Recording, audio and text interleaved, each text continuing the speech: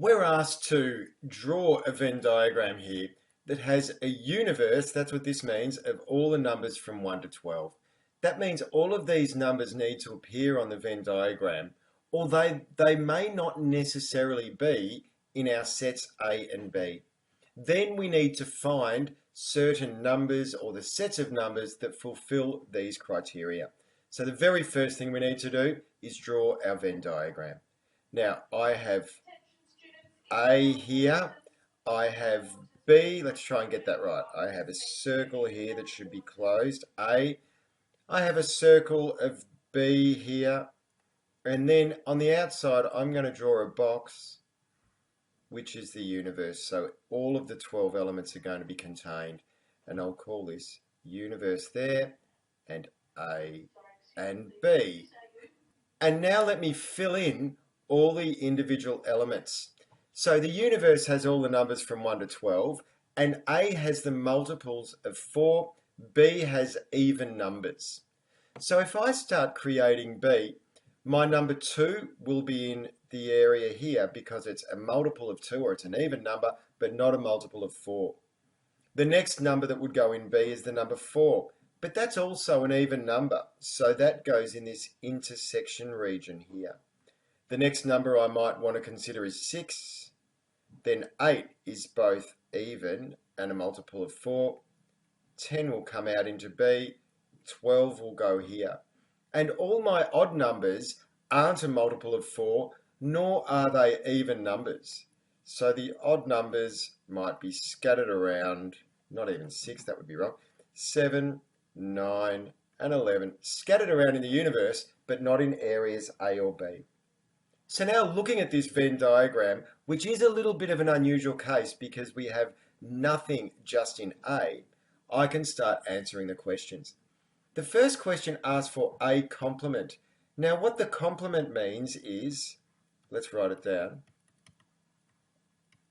The complement means not A. So the A region here is, I'm not sure about the spelling, that might be an E actually, but the A region, anything that is not in A is the complement.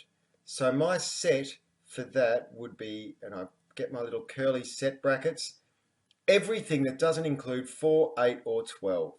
So it would be 1, 2, 3, 5, 6, 7, 9, 10, and 11. And that's my A complement. B, same idea. So B is everything that's not in this circle, which is actually all my numbers out here. So the complement of B, what's not in B, is 1, 3, 5, 7, 9, and 11. There's no shortcut to answer this. You need to list every element in the set brackets. A union with B, remember that's anything inside A or B, that's actually the same as B. We'll do that in black. A union B is anything inside here, which is in my set brackets 2, 4, 6, 8, 10, and 12. Next one, A union B complement. So that is, first of all, I look at inside the brackets. Remember, order of operations says start inside the brackets. So A union B is all this region here, A union B, and it's everything that's not inside this region here. So my answer to that, let's do it in red, is 1, 3, 5, let's try and get that right, 5, 7, 9, and 11. And lastly, A complement intersecting B complement.